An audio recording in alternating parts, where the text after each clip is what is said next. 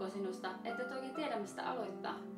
Tai että olet ihan kiinni nuoteissa ja valmissa materiaaleissa ja semmoinen oma vapaa soittaminen ja oman musiikin tekeminen, niin se tuntuu vielä hyvin vieraalta, mutta toisaalta se kiinnostaisi.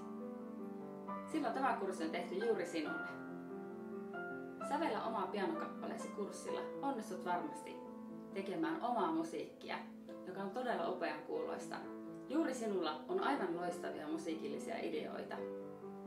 Kurssilla on 3 eri tasoa, joiden välillä voit hypellä ihan vapaasti. Jos harjoitus tuntuu jossain kohti liian helpolta tai vaikealta, niin vaihdat sitten vain tasoa. Tervetuloa kurssille. Nyt sävelletään.